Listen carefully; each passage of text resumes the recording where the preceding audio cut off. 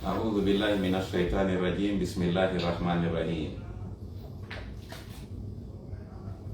Allahumma salli ala Muhammadin wa ala ali Muhammadin kama sallaita ala Ibrahim wa ala ali Ibrahim.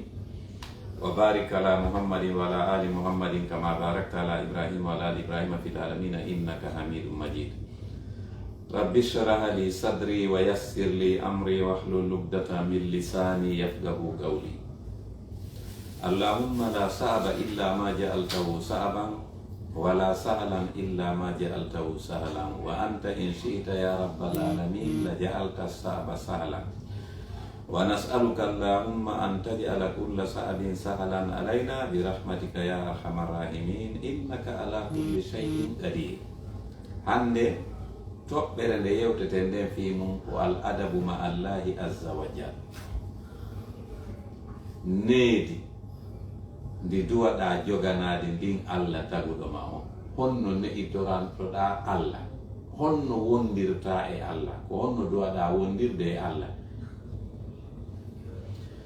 Al muslim yanzuru ila ma lillahi ta'ala alayhi min minani la tuhsa. Wo julɗo on imo duwa ndarude faade e konko Allah jeyi waɗi e makko kanko neɗɗo on, immorde e dokke piiji ko Allah okkimo aradi moftotako, o wawata wadde total majji. Wa ni'ami la tu'addu, o ndara kadi nemaji ɗi Allah waɗi ɗin e makko hara ɗi kontotako, o wata kontude ɗi hakke ko ɗi ɗuuɗi. Iktanafatuhu min sa'ati ulubihi nutfatan fi rahimi ummihi. Allah fuɗɗi moƴƴade e neɗɗo on gila fewndu o woni toɓɓere maniyu ka reedu yumma makko, ka renga yumma makko. Allah fuɗɗi moƴƴagol makko ɗon. Wa tasayarahu ila an yalqa rabbahu azza wa jal fa yashkuru llaha ta'ala alayha bilisanihi bihamdihi wa thana'i alayhi bima huwa ahlu. Gila ɗon Allah fuɗɗi moƴƴagol e makko. Ko noon Allah naɗirta moƴƴagol ngol e makko ha ñande o daroyi yeeso Allah. Donc ko kanko neɗɗo on imo duwa yettirde Allah ɗengal makko ngal, o inna alhamdulillahi, o waccamo sabu kanko Allah imo handi e waccede hella neɗɗo on. Wa bi jiwarihi bi taskhiriha fi ta'atihi, o yettira Allah tere makko ɗen sabu eltugol tere makko ɗen rewiraɗe Allah. Fa yakunu hadha adaban minhu ma Allahi subhanahu wa ta'ala. Awa ɗum ɗo haray laatike needi, faamu, jikku moƴƴo, immorde makko kanko neɗɗon wondude e Allah taguɗo mo. Haray o holli Allah needi, o holli Allah jikku moƴƴo si o waɗi ɗum. O yettiramo ɗengal makko ngal sabu innugol alhamdulillahi, o yettiramo tere makko ɗen sabu eltugol tere makko ɗen rewira ɗe Allah. Idh laysa min al adabi fi shay'in kufranun ni'am, sabu dullirgol nema ɗum jeyaka e needi, jeyaka e hakkil, jeyaka e faamu, jeyaka e pinal. Si goɗɗo waɗanima goɗɗum a duwaka dullude. Wo dullirgol nemaji ɗin jeyaka e needi. Wa juhudu fadlil mun'im, jeyaka kadi e needi dullirgol moƴƴere neminɗoma on, a duwaka yejjitude neminɗoma on. Wona ya anditu fi nemaji ɗin yejjita fi neminɗo on, haray ɗum jeyaka e faamu. Wa tanakkuru lahu wa li ihsanihi wa in'amihi, aduwaka yejjitande mo moƴƴereji ko moƴƴi kon e ma. Wallahu subhanahu yaqulu wa ma bikum min ni'matin fa min Allah. Allah daali e suratu Nahl, wa ma bikum, kala ko marɗon onon yimɓe ɓen, min ni'matin immorde e moƴƴere nema fa min Allah, ka Allah ɗum iwrani. Hay hunde wona an moƴƴinani hoore ma. Gite maɗe wonɗa yirude ɗen kanko fixan maɗe, noppi ɗi wonɗa nanirde ɗin kanko fixan maɗe, ɗengal ngal wonɗa wolirde ngal kanko waɗanma kala ko woni e maɗa ko tawata no wele no weltine ko ka Allah iwranma. wa ma bikum kala ko marɗo min ni'matin immorde e moƴƴere fa min allahi kaka Allah ɗum iwri. ɗum ko suratul nahli. fayin kadi e suratul nahli o daali kadi wa in ta'uddu ni'matallahi la tuhsuha. wa in ta'uddu o inni som inni on kontay ni'matallahi nemaji Allah ko neniniri on ko moƴƴereji ko waɗani on kon la tuhsuha on wawata ɗi moftude, on wata totalizude, on wata calculude ha ciifon ɗon ino ke total on hawri ɗum ɗo non, a wata kontude nemaji ko Allah waɗanma ko lintotako. wa yaqulu ta'ala Allah daali kadi e suratul Baqara fazkuruni adhkurukum washkuruli wala takfurun. o inni fazkuruni andite fi am, adhkurukum mi andita fimo. kono ulama u tafsir ɓenni ko onno ɗum ɗo firirte fazkuruni anditire lan dewal, adhkurukum mi anditira on yoɓugol ɗon, washkuruli yettene maji andi wala takfuruni wota on dullana. wa yanzuru almuslim ila ilmihi ta'ala bihi wattilaihi ala jami'i ahwalihi. awa neɗɗo on kadi woymo duwa ndarude fi gandal ko Allah andi kon fi makko e ƴellitande ko Allah ƴelliti kon e fi makko e dendagal alhajiji makko ɗin o anda Allah no andi fi makko no sutimo kala ka woni kala no wodiri mo duwa fanude ɗum kadi. si o faami ɗum ko on ɗum wonata ko heɓoto kon e nder ɗum fayamtali u qalbuhu minhu mahabata, on say ɓernde makko nden heeway tewkulol fi Allah ko andata kon jaka Allah no andi fi makko no ƴelliti no sutimo kala no o fewdori Allah no sutimo, on say ɓernde makko nden heeway kulol fi Allah. wa nafsuhu lahu waqaran wa ta'zima, wonki makko kin heewa tew mirin Allah on, o teddina fi Allah, o mawnina fi Allah. fa yakhjalu min ma'siyati, on say o hersay yeddugol Allah par ce que mo reeni mo andi kala ka o woni Allah no reeni no andi fi makko. wa yastahi min mukhalafati, on say o hersay lundagol Allah. wal khuruj an ta'ati, o hersay yaltugol gay doftare Allah de. fa yakunu hadha adaba minhu ma Allah ta'ala, on say ray ɗum ɗo kadi woni needi iwrindi e makko ndi o wondiri e Allah, haray o holli Allah needi. إذ ليس من الأدب في شيء أن يجاهر العبد سيده بالمعاصي. jeyaka e needi, jeyaka e pinal, jeyaka e faamu, jeyaka e andugol hoore mum nde tawata jiyaɗo on feññinanay patron makko boneji makko ɗi. a wawata darade yeeso patron ma feññinanamo piiji ɗi waɗata ɗin e ɓaawo makko, ɗum ina e needi na e hakkille jaare ko a komole. aw yuqabiluhu bilqaba'i warrazaili wa huwa yashhadu wa yanzuru ilayhi. wo kadi jeyaka e faamu, jeyaka e hakkille nde jiyaɗo on jaɓɓorta nemaji Allah ɗin waɗugol golleji kaanuɗi.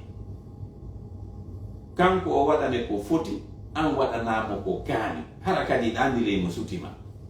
qala ta'ala, ko ɗum waɗi Allah sigi daari e suratu Nuh o landi yimɓe ɓen o yimi malakum ko honɗum nangi on onon ɓe yimɓe, la tarjuna lillahi, on jortanaki Allah wagaran mangu, wa qad khalaqakum gomɗile Allah tagi on atwara e toɓɓe toɓɓe, on woni no toɓɓere maniyo, iwɗon ɗo wontuɗon heɗɗere ƴiiƴam, iwɗon ɗo wontuɗon huyre tewu, iwɗon ɗo biro mon jibino yaltuɗon arɗon kon boboɓe ɗaata ɓalliɓe, iwɗon ɗon janɗuɗon wonon paykum, iwa ɗon wona sagata, iwa ɗon wona ha ko ɗoni toɓɓe toɓɓe. mais o yini mais ko ɗum nanguma an neɗɗo, an a darata ɗum ɗo fof fama ko o waɗirɗo mani teddina fi makko. wa qala alla dalika ifayne suratu nahli ya'lamu ma tusirruna wa ma tu'linun. Ya'lamu kanko Allah himo anni ma tusirruna konko wonɗon suuɗude ka ɓerɗe mon wa ma tu'linun e konko feññinton ka kundule mon mo andi fof. Wa qala o dalika ɗi ka suratu Yunus wa ma takunu fi sha'ni wa ma tatlu minhu min qur'ani wa la ta'maluna min amalin illa kunna alaykum shuhudan id tufiduna fihi wa ma ya'dhubu an rabbika min mithqali dharratin fil ardi wa la fis samai. O inni wa ma takunu ala to tako yo nelaɗo fi sha'nin e fiyake wa ma tatlu an on jangata kadi minhu immorde e jangetende nden min qur'anin ko jangete wala ta'maluna on gollata kadi min amalin golle wo golle illa kunna si wona men laatike alaykum e dow moɗon shuhudan meɗen seediti on meɗen suti on irtu fiiduna fihi sanga natan to golle ɗen miɗo reni on. wa ma ya'zubu wirnotako an rabbika gay joomi maɗa min mithqali zarratin yeru ko fotata e gabbun jarra fil ardi ka leydi wala fi samai wonaka kam hay hunde wirnanaki. wa yanzuru lmuslimu woyo julɗo on daaru kadi ilayhi ta'ala Allah to ɗon wa gad gadara alayhi Allah no waawi mo ha hattirde e waawugol wa akhadha bi nasiyatihi Allah no jogiti njuburu makko ndum kakaw faala o yarata wa annahu la mafarra lahu wala maraba an neɗɗo amara dogirgal amara laworgal e Allah wala manja daɗirgal ala wala malja fattorgal ala minhu immorde ka makko illa ilayhi si wona hara a dogu yawɗa ka makko fattiɗa kadi amara ka yara. joni noon sa faami ɗum ɗo fayafirru ilayhi on tuma non on tigi doga yaha ka Allah ta'ala to ɗon wa yatrahu bayna yadayhi o waalo o weƴƴita hoore makko yeeso Allah wano pay kun si haɓi e mawɓe mum ɓen jindi yata aɗa beele kun arta kun ara kun waalo yeeso maɓɓe wa yufawwidu amrahu ilay o ƴetta fiyake makko on fof o junnita Allah par ce que ɗaɗo tawi laaworgal ala ka dogirgal ala wara o waalo yeeso Allah o junnita Allah fiyake makko wa yatawakkal alay o fawo e makko fa yakunu haza adaba minhu ma rabbi rahali ɗum ɗo kadi haray woni needi iwrude e makko ko ni goɗɗo ne o ranta patron muɗum ɓayɗandi a mara feere a wawata laawade patron maɗa isnde tawno laysa min al adabi fi shay'in al firaru mimma la mafarra minhu jeyaka e hakkil jeyaka e needi jeyaka e faamu innugol doga e on mo a wawata dogude jeyaka e hakkil ko siɗa wawi dogude laawo ayni a doga e ɗon no jeeya e hakkil mais a laawotako a mara dogirgal jeyaka e needi ma e hakkil innugol doga e on mo a wawata laawade mo ata dogude ɗum le ko Allah walal itimadu ala man la qudrata lahu jeyaka kadi e hakkille ya fawo e goɗɗo on mo wawanama ha marsinande haajuji maɗi ɗum kadi na e hakkille jeeya accugol sappo e ɗiɗi ya fawo e goɗɗo mo mara mbawdi waɗangolma faaleji maɗi sa fawoto fawo e Allah o wawɗo ta yowto e wawɗo on yaha fawoɗa e mo wawata jeyaka e hakkille na e pinan ɗum jeeya na e faamu walal ittikalu ala man la hawla wala quwwata lahu jeyaka e faamu ma e hakkil fawagol e goɗɗo mo wawata waylude alhaali ma on o mara doole kadi tabintingol alhaali ma on fiwota o waylu konno woni ɗum si tawi no sattirma o wawata ittude sattede nden o adda neweede donc jeyaka e faamu ya fawo e on goo si newanike ma kadi o wawata sanjude o itta ko newi kon o watta ko satti jeyaka e hakkil fawa golle o ko Allah tun wawi sanjugol alhaali ma o itte o étape ɗo o naɓe o étape ɗo, itte e nawnare artire e cellal, ma itte e cellal naɓe e nawnare. Kanko ko ɗuni la hawla, ala sanzanowo ma alhaaliji ma ɗin itte e o alhaali ɗo naɓe o ɗo, wala quwwata doole kadi ala tabintingol ma e o alhaali mo wonɗa e mum ara sanzata few illa billahi, sina ko Allah tum wawamani. wo jeyaka awa e hakkille e faamu accugol o ya fawa e goɗɗum ngo. Ko ɗum waɗi qala taala, Allah dalika suratu Hud, ma min dabbatin illa huwa akhidun bi nasiyatiha. Ma min dabbatin, ala e ko memminoto ɗo naynugol daabewa wasi ko kulle ɗen tun ka ɓuri, no, kala ko mari wonki ko memminoto Allah no jogiti jogooru ɗum ɗum kaka o faala woɗo wirta ɗum, ko ɗum woni firwaya. Ma min dabbatin, ala e riɓowe, ala e ko memminoto, ala e ko mari wonki, illa huwa siwona kanko Allah akhidun ko o nangirayɗo ɗum bi nasiyatiha jogooru. Wa qala azza wa jalla, Allah dali kadi suratu Zariyati, fafirru ila llahi, awa doge yawon ka Allah, parce que o maraka yawon nokkugo fiyon lawol. Inni no min lakum wonande o min no immorde makko, nadhirun ko mi wajotoɗo mo binum ɓanguɗo wawi. Wa qala Allah dali kadi suratul Maida, wa ala llahi fatawakkalu in kuntum mu'minin. Wa ala llahi koye Allah fatawakkalu fawoto ɗon in kuntum si tawi on laatike mu'minina ko gomɗinɓe e haqiqa. Koye Allah duwaɗa fawani. Wa yanzuru lmuslim, julɗo kadi no duwa ndarude ila iltafi llahi ta'ala bihi fi jami'i umurihi. Julɗo no duwa ndarude tasko newende ko Allah newinanimo kon affaire ji makko ɗin fof. Wa ila rahmatihi lahu, o ndara kadi yurmede ko Allah yurminimo kon. Wa li sa'iri khalqihi, o ndara yurmede ko Allah yurmini tagu ngum fu. Fa yatma'u fil mazid min zalika, on say o tankino no na Allah ɓeydana. Fa yatadarra'u lahu bi khalisi dira'a wa du'a, o yankinanoro Allah yankinare laamude e waɗugol torare du'o. Wa yatawassalu ilayhi, o ɓattora Allah bi taybil qawli wa salihil amali, konguɗi moƴƴuɗi e golle moƴƴe, ko ɗum Allah ɓattorte.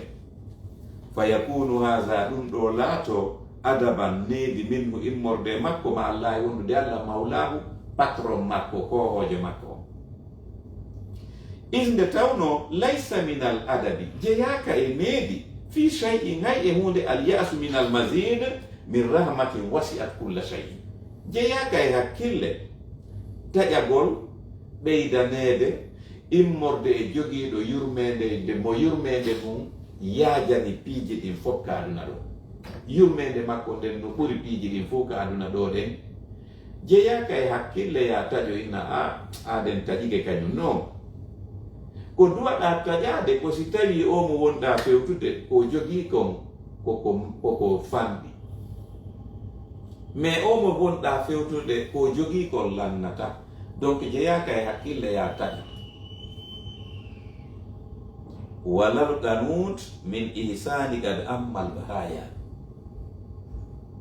ɓay tum moƴƴere Allah nden no huuɓiti tagore nden fof no huuɓiti aduna on fof, awa wota taƴo fiisi o ɓeydante, par ce que o mankiraka emo liiɗini.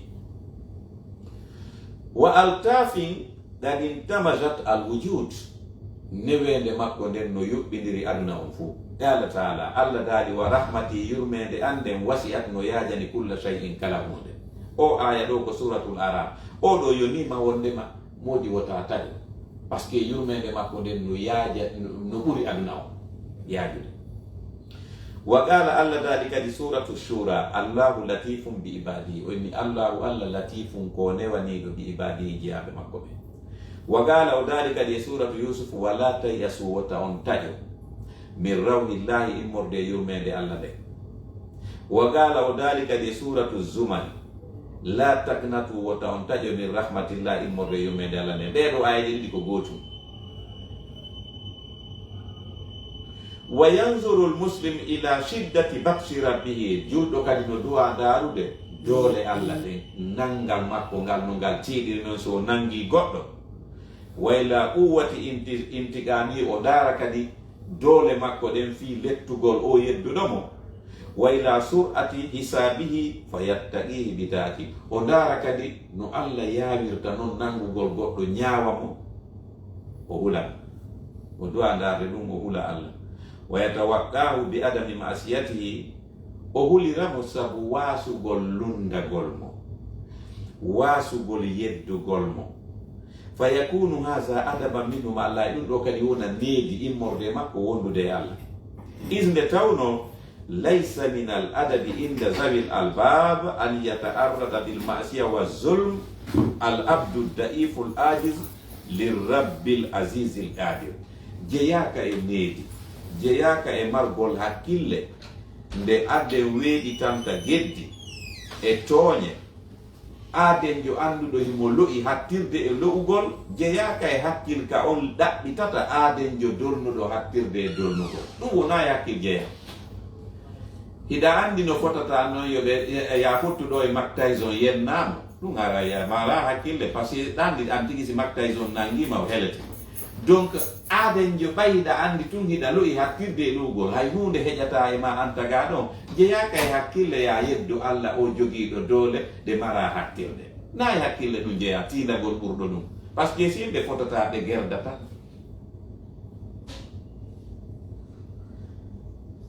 Wa huwa yaqul, Allah daali wa idha arada Allahu, si Allah faalanama bi qawmi yimɓe su'an bone, fala maradda lahu, ala yiltitowo bone o.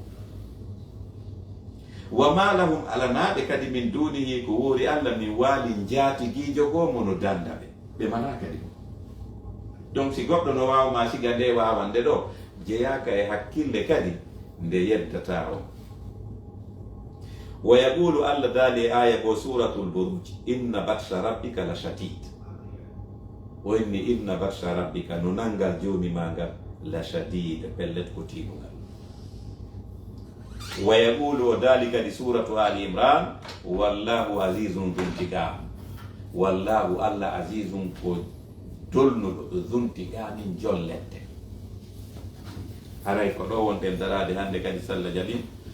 Allahumma salli ala Muhammadin wa ala ali Muhammadin kama sallaita ala Ibrahim wa ala ali Ibrahim, wa barik ala Muhammadin wa ala ali Muhammadin kama barakta ala Ibrahim wa ala ali Ibrahim fil alamin innaka Hamidum Majid. Rabbana taqabbal minna innaka antas samiul alim wa tub alaina innaka antat tawwabur rahim. Rabbana zalamna anfusana wa illam taghfir lana wa tarhamna lanakunanna minal khasirin. Rabbana atina fid dunya hasanatan wa fil akhirati hasanatan wa qina adzabannar. Wa akhiru da'wana alhamdulillahi rabbil alamin.